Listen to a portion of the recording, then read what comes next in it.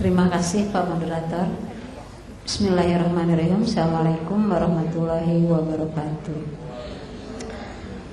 Hadirin yang berbahagia, pagi ini akan bercerita tentang obat. Dan dari kemarin sebetulnya cuma saya mungkin agak yang saya temukan dalam naskah Sunda itu ada yang berbentuk narasi, cerita, dan ada yang non narasi. Yang bentuk narasi umumnya berbentuk pupuh, wawacan. Jadi di dalam cerita ada Ningrum Kusuma, ada Pedang Kamkam dan lainnya, itu dalam bentuk pupuh teksnya. Yang non narasi itu saya dapat dalam bentuk mantra, paririmbon, petangan, dan sebetulnya masih banyak naskah lain. Hanya tidak sempat saya kemukakan di sini dan membacanya memang karena umumnya masih bentuk naskah, jadi tidak sempat saya baca semua.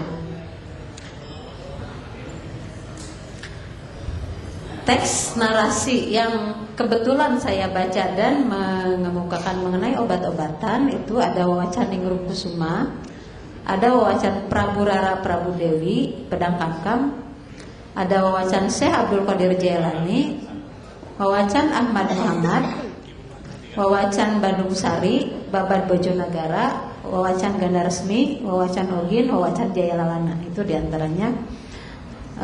Banyak hal yang menarik dari teks ini. Pak Harun harusnya duluan ya Pak Harun. Gimana Pak? Mau ganti ke Pak Harun atau dilanjutkan? Oke. Ya. Ini Prabu Rara Prabu Dewi ini unik ceritanya. Jadi bagaimana seorang tokoh Amir Hamzah kalah oleh Ratu Negeri Nusantara. Itu sangat unik menurut saya. Jadi dia menggambarkan, biasanya dalam sastra Melayu kan nama Amir Hamzah itu gagah dan tidak pernah kalah gitu. Tetapi di dalam sastra Sunda yang ini malah kalah oleh perempuan lagi.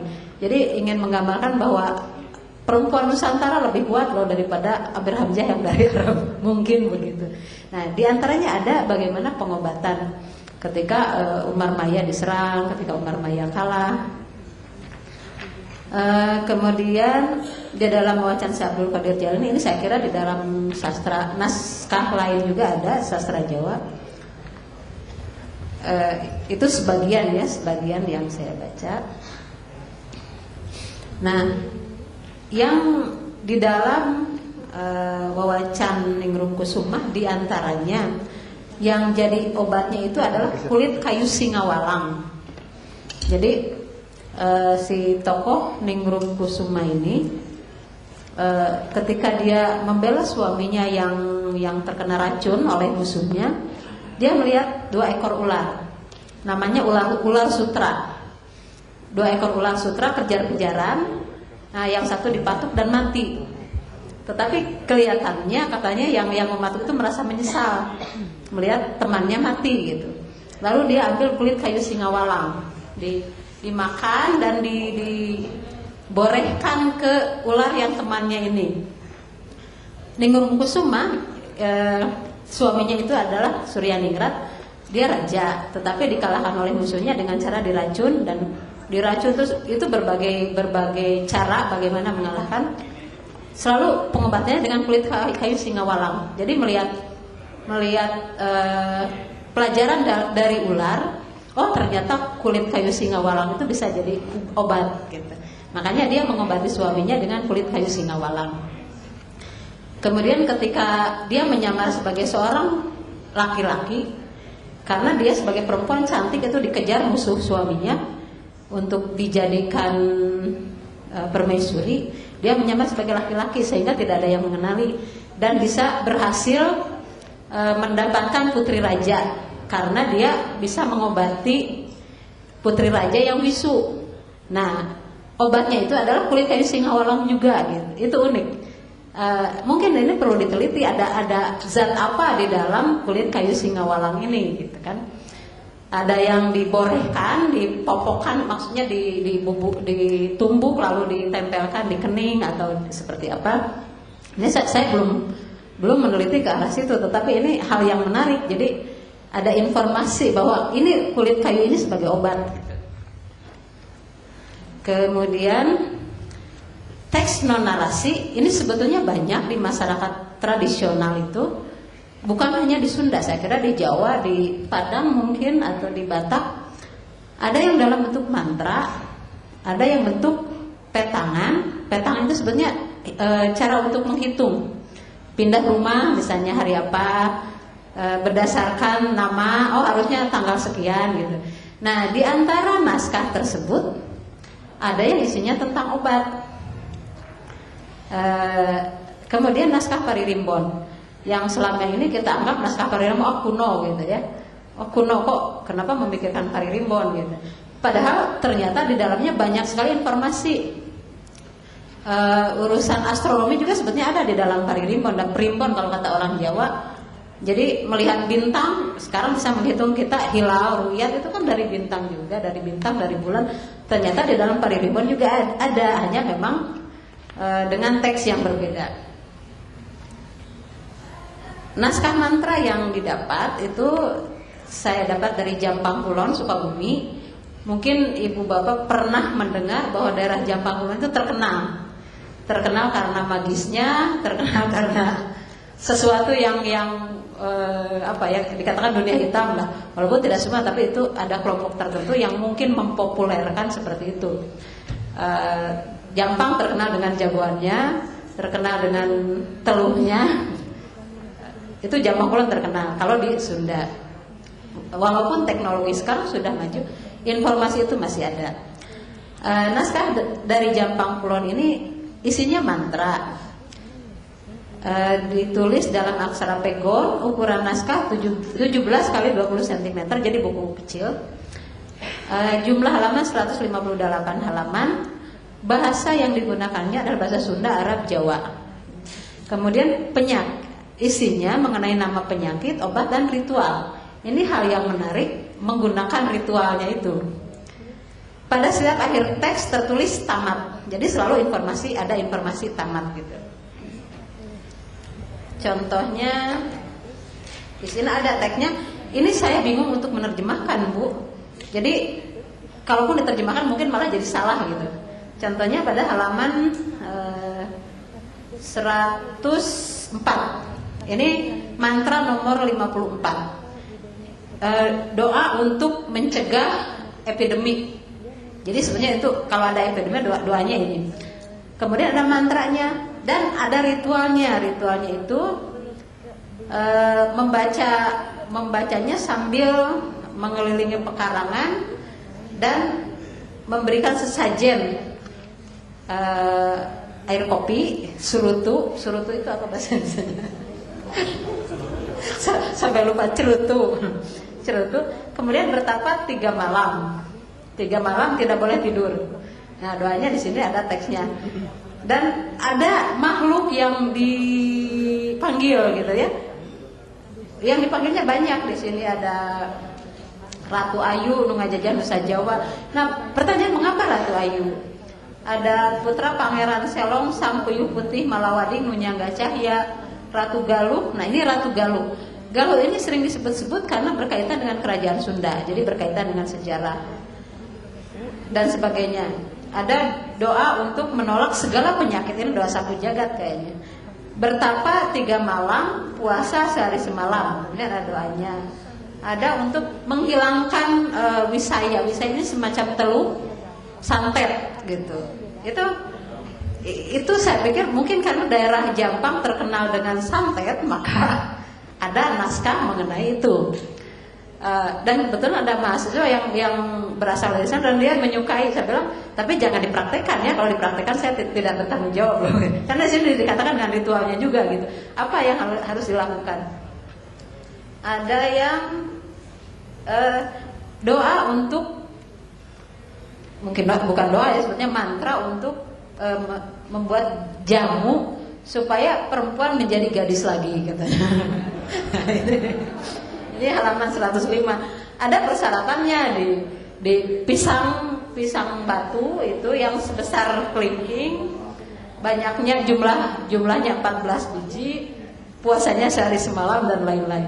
Jadi di sini ada obat, ada mantra, ada ritual gitu. Kalau di dalam teks narasi kan hanya obat saja, Tetapi dalam teks mantra itu macam-macam.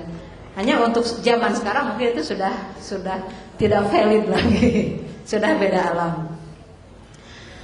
Jenis penyakit yang disebutkan dalam naskah mantra adalah ada penyakit fisik, ada penyakit magis. Penyakit fisik misalnya kuris atel, luka patah tulang, epidemi, terkena racun, kemudian supaya jadi gadis, anak yang sering menangis, sariawan, kesurupan untuk menghilangkan racun, supaya penyakit tidak kambuh dan lain-lain. Untuk epidemi di sini tanpa obat, untuk magis tanpa obat, tetapi hanya ada teks mantra. Pengobatannya ada mantra, ada bertapa, ada sesajen. Nah, makhluk yang dipanggil ketika mengobati itu macam-macam. Contohnya yang tadi. Kemudian dalam naskah Paririmbo ini dikatakan ada wabah. Intinya jadi wabah penyakitnya apa, sedekahnya apa, doanya apa, pantrangannya apa yang tidak boleh dilakukan. Dan ini yang uniknya berkaitan dengan tahun Windu. Kalau tahun J obatnya apa, kalau tahun Wau obatnya apa. Ini sangat berkaitan dengan kepercayaan. Teksnya pada halaman 109. Misalnya kalau terjadi wabah pada tahun Z, bentuk sedekahnya nasi tumpeng terbuat dari nasi borontok dan ayam tulang. Ini sekarang sudah tidak dikenal lagi nasi borontok, mungkin campur antara beras merah dan beras putih dimasak. Cuma ayam tulang saya tidak tahu ya. Kemudian ada bubur disimpan di 4 arah mata angin. Ada tidak boleh memakan gula selama 7 malam. Ini supaya tidak diabetes mungkin kalau sekarang gitu, tapi kalau dulu pertimbangannya lain. Jadi obatnya ada, penyakitnya ada, tapi ada hal lain di luar itu. Dan di sini banyak informasi mengenai jenis padi, jenis ayam, itu banyak sekali yang zaman sekarang mungkin sudah tidak ada nama-nama padi itu. Kalah oleh nama padi dari luar mungkin ya. Ada pantrangan misalnya tidak boleh makan makanan yang direbus selama 7 hari. Pertanyaannya kenapa gitu? Kalau di masyarakat kan ada kata pamali, pantrangan tidak boleh. Ada yang kalau masyarakat zaman kita dulu, zaman saya dulu ketika kecil dikatakan pamali ya udah nggak apa-apa sudah kita nurut.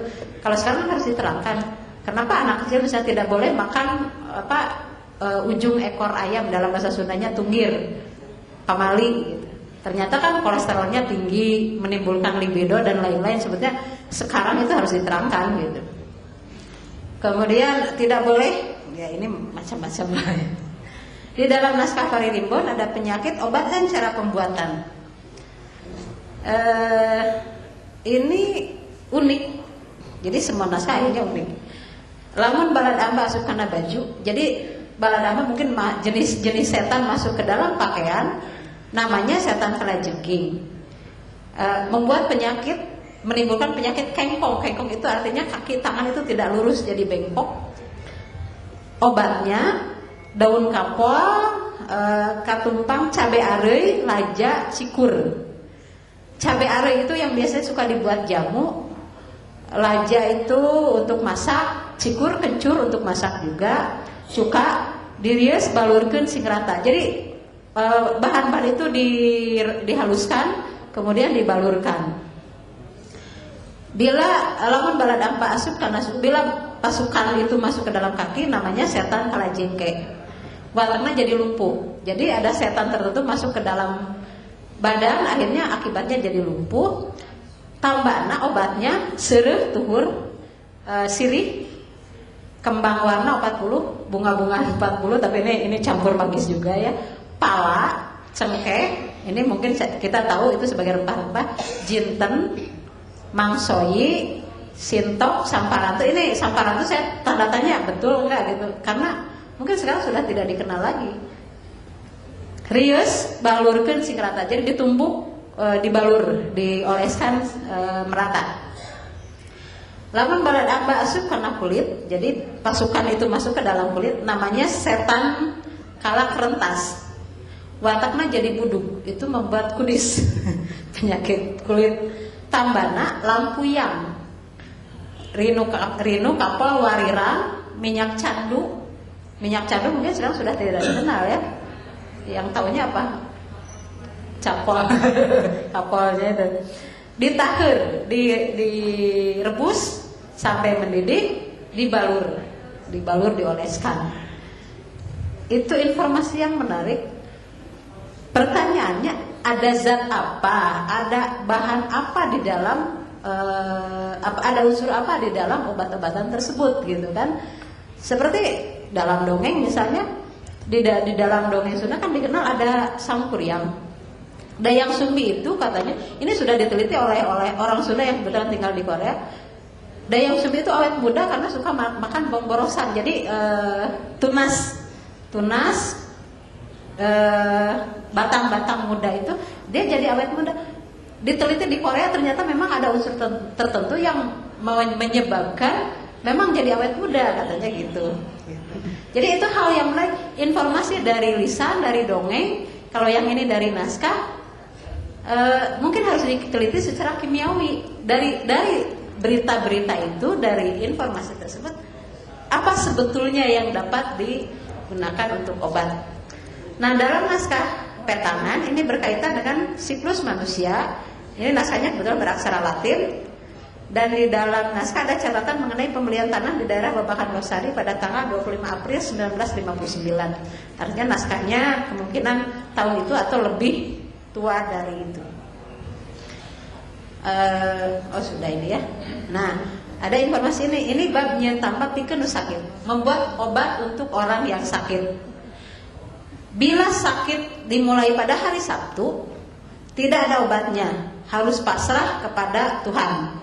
Tapi membaca la ilaha illallah, la ilaha illa anta subhanaka inni kuntu minaz zalimin. Ya sekarang tidak mungkin, ini karena penyakit satu terus tidak diobati kan gak mungkin ya. Pasti cari obatnya. Bila membuat obat harus memilih hari untuk mengobati. Apakah hari Jumat, Kamis, Rabu, Senin, itu ada aturannya. Kalau di dalam naskah ini. Bila ada yang meminta obat, hitung aksaranya itu dari nama. Itu berkaitan dengan kepercayaan kalau ini. Nama yang meminta obat dan yang sakit dijumlahkan. Lalu disatukan, dibagi 3. Sisanya berapa? Tapi ini belum saya praktekkan dan saya juga tidak bisa mempraktekkan. Kalau ditanya gimana caranya, saya tidak tahu ya. Mungkin menghitung seperti cara itu hanya cara kan bisa ruhalia, ra dihitung berapa, ha berapa, la berapa, itu mungkin seperti dalam naskah Paririmbon. Bila sakit dimulai pada hari Ahad, itu penyakitnya asal dari malaikat. Obatnya daun gempol, jampena maca selawat 7 kali dengan membaca selawat 7 kali katanya. Ya itu contoh ya. Contoh teks seperti itu di dalam naskah Sunda. Kalau di dalam naskah cerita biasanya dari sekian ratus pada, karena kebanyakan wawacan ya, dari sekian ratus alinea itu mungkin ada maksimal 10 lah informasi mengenai obat itu. Tetapi dalam naskah mantra, naskah petang seperti ini ya relatif lebih banyak informasinya. Jadi kalau di dalam naskah cerita itu tidak langsung memberitahukan kepada pembaca atau karena bentuk pewacan kepada pendengar bahwa penyakit ini loh obatnya gitu. Informasinya secara tidak langsung. Tetapi dalam teks mantra dan lain-lain yang non narasi itu informasi secara langsung. Jadi setelah saya membaca sekian naskah, oh ternyata obat itu banyak. Tinggal bagaimana kita menggunakannya dalam zaman sekarang gitu. Kalau zaman dulu plus mantra, plus tapa, plus apa. Kalau zaman sekarang ada zat apa dalam bahan-bahan tersebut. Sebenarnya informasi seperti itu. Ada juga